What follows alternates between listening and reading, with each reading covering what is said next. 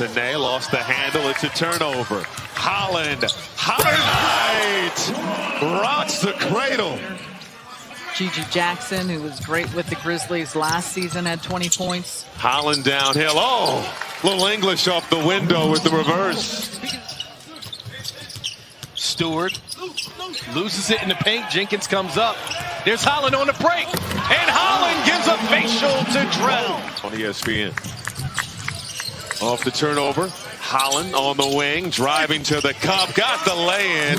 Switched it to the left. Washington can't get that to drop. Here comes the Pistons the other way. Holland on a pogo stick. So you talked about how you wanted to go to that Lions open practice, and I remember I went to a Pistons open practice. I think Drummond was on the team. I don't know, this was a while ago, but I went to that practice, man, and I was excited, like, yeah, Pistons, let's go. And bro, like, seeing them on the court, I was like, wow, like, this is it? Like, like this is the team? Okay, I mean, okay, I guess, okay. And, you know, I didn't go to practice last year, but last year, just looking at the roster, bro, I had the same feeling. But I was even more disgusted last year. But you know, when they drafted Ron Holland, you know, it was no secret that this year's draft was an underwhelming draft, and pretty much every pick outside of the, you know, pretty much every pick, no, not even outside of every pick had a question mark attached to him. So Trajan Langdon went out there, he grabbed Ron Holland, and I was excited to see him in the summer league. A couple things, like watching him play, bro. It was like going to a pickup game or watching a pickup game, and Ron Holland was that guy who wasn't the best. Ron Holland was that guy that was super athletic, and he just got buckets. You know what I mean? Like if y'all was playing 21, that guy was just a monster. You know, just that dog mentality. Like, he gonna get to the rim. You know, don't give him an open shot because he'll knock it down. But at the same time, like, he just had more energy than anybody else out there, and he just was just nonstop. You know, yeah, he missed a shot, but he gonna grab his own rebound. Kind of like, you know, I've been watching a lot of WNBA this year too as well, and that's kind of Angel Reese play. Like, she's not the best.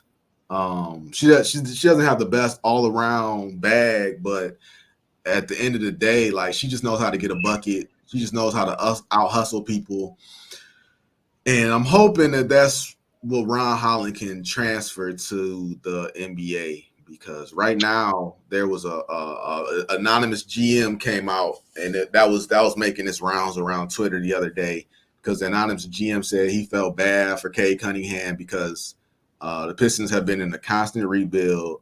They haven't been able to get out their own way, and they went on and they drafted Ron Holland, who is not he's not a great floor spacer in the sense that, you know, you could drive and dish it to him and he knocks down the three.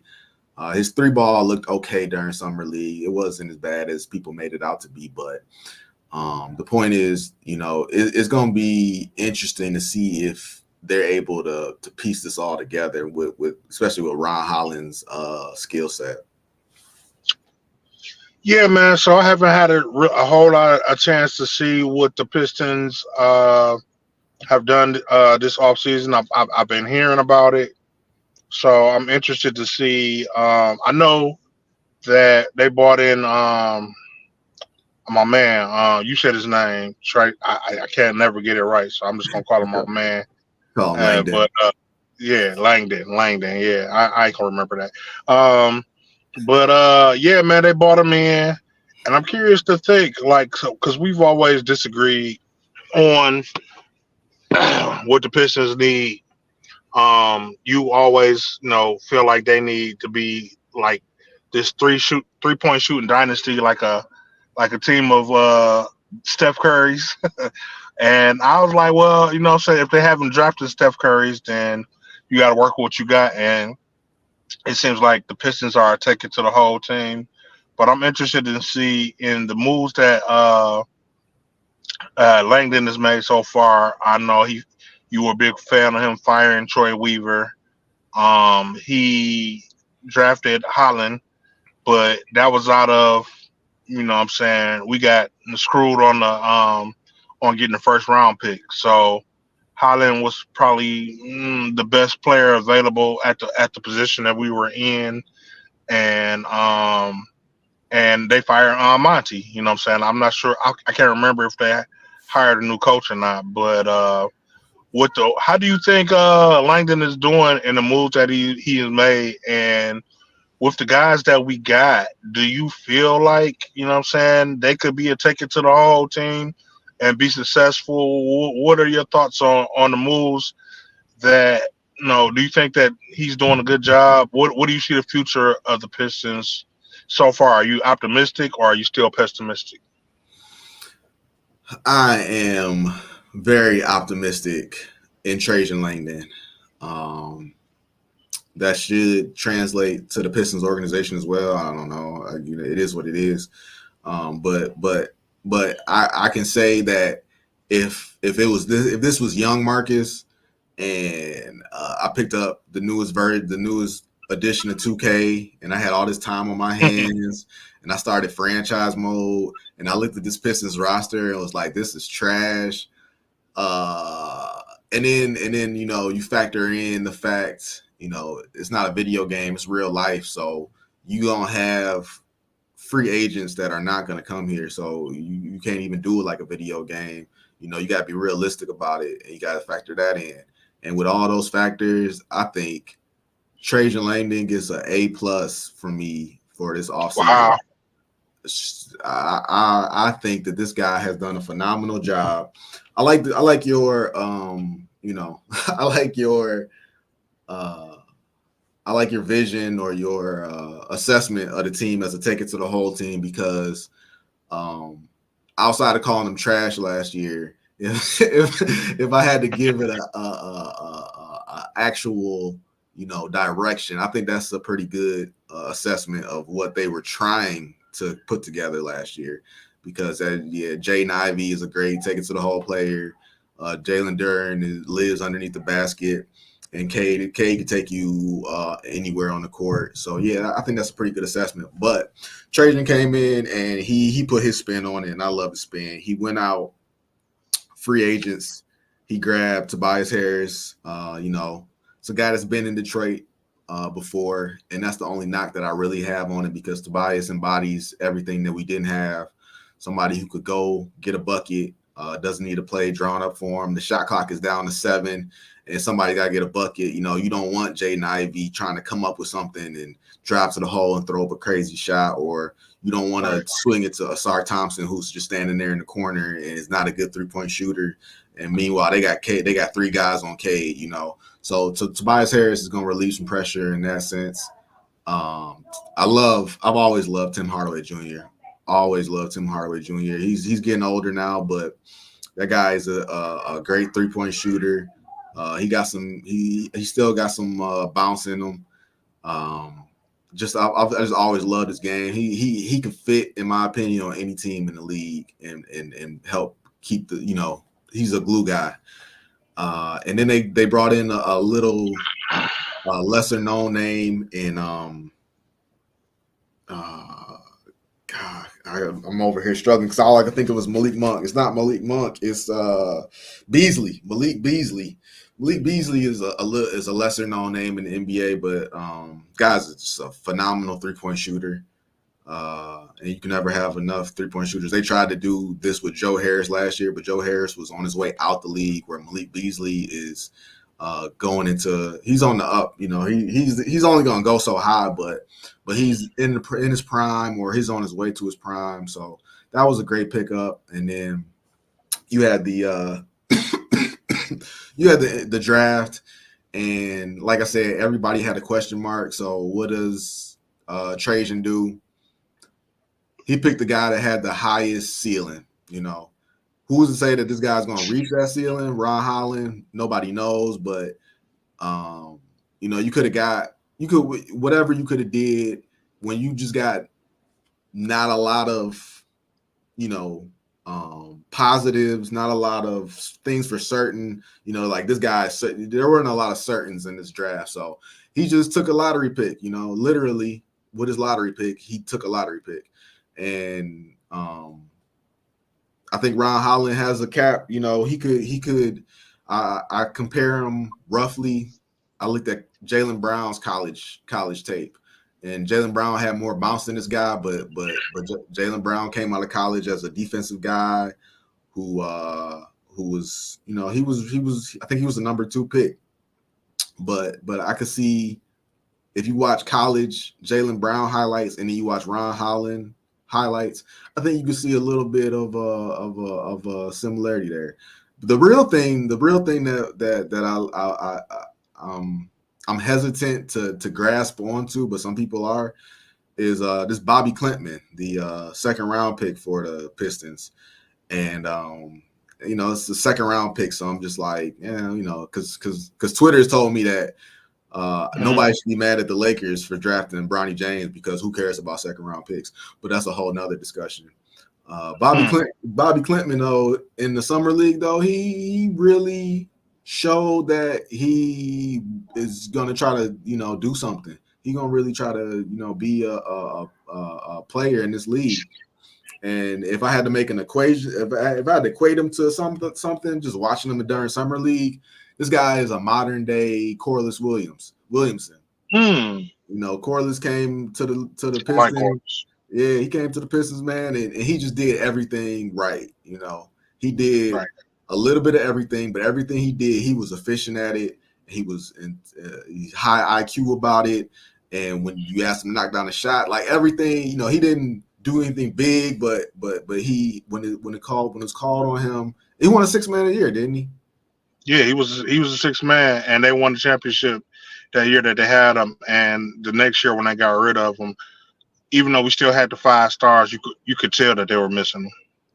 Yeah. So definitely, like, check him out too, man, because he, you know, I don't want to get too excited about him, but at the same time, like, that's just the feel I got. Like you can put him on the floor with anybody, and he's just gonna make the right basketball move and just keep the ball moving. Same thing like how I feel about Tim Hardaway Jr. So all that being said, man, the Pistons was in a real bad spot, and Trajan had a real tough job. But at the end of the day, I feel like he did the best that he could have possibly did, and I couldn't come up with anything better he could have did other than maybe breaking up Ivy and Cade. That's the only thing that I might have done differently. So I know you probably already answered it, but with all the moves that he made, I know you already said that it's hard to get people to want to come play here, and I understand that. But I heard that we have a lot of cap space, a lot of cap that we can spend. So with everything that's been done, and I know you said he's done a pretty good job. He's got an A+. Are there any more future moves that you think he could do, or, you know, get somebody to come that you will make just to finalize this year's thing? And who is the coach, man? I need to know. Did they pick a coach?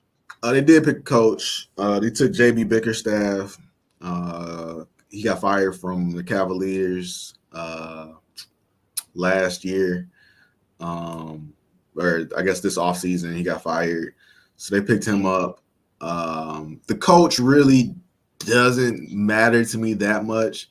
I can't give you a assessment of JB Bickerstaff because he's been an assistant coach for the longest time. He's a huge basketball head. He's been in the game for a long time.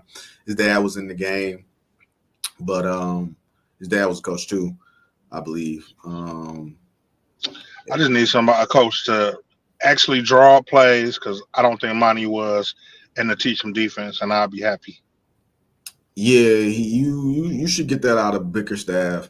I personally would have loved to see them go get Darvin Ham, because Darvin played. He was on the championship team too. But he was an assistant coach for a long time, and I think he got a raw deal in LA. But you know, Bickerstaff, it is what it is. You know, he was down there in Cleveland, and they talked about how when he got there, Cleveland was not good, and then in his last 2 years, you know, they made the playoffs. They made it to the Eastern Conference Finals, if I'm not mistaken, last year. And so yeah, they felt like they whatever. But the thing is, yeah, okay, that all happened while Bickerstaff was the coach. But at the same time, they drafted Evan Mobley, who is some people argue that maybe the Pistons should have took him over Cade. They brought in Jared Allen, Jared Allen is definitely a top 10 center in this league. You know, they was able to get Donovan Mitchell, another player that the Pistons passed on years ago in the draft for Luke Kennard, I believe it was, which is amazing. But, you know, Donovan Mitchell's a top 25 player in this league. And then they drafted Darius Garland. So the Cavaliers have put together a really great roster. So it's hard for me to say, you know, with that much talent, you know, it's like Phil Jackson, you know, it's like Gray and Phil Jackson, like, well, you know, the guy was the Michael Jordan, Kobe Bryant, and Shaq, like, you know, yeah, so, no, I get it. Yeah, but so this is really going to be the biggest test that he's probably had, you know, because this team is not as bad as it was last year. So this will be a great test for JB Bickerstaff, and I'm excited to see how they do. As far as making a move with the cap space they still got left, I don't think they make a move as if signing a free agent. The one thing that people are talking about that does excite me is the idea that there will be teams that are trying to offload contracts. And in like a three team deal, you know, the Pistons will be the dumping ground for large contracts so that, you know, they can make a trade, so that other teams can make a trade happen. But in that process, you should be able to pick up some draft picks, you should be able to pick up some draft picks, but at the same time, you should be able to pick up a veteran that's overpaid. Which for this team, you know, we can't be, you know, beggars can't be choosers. So for this team, if you could bring in a veteran who has earned a contract, you know, he might not be playing to his performance, but on this team, he should be able to contribute as well. So that's really what I'm hoping for. I haven't given up hope. It's not. I don't have a lot of hope left, but the Zach LaVine rumors are still out there that the Bulls are trying to get rid of Zach LaVine, and I still would be excited if Zach LaVine could come here. But no, I don't think they're going to make anything.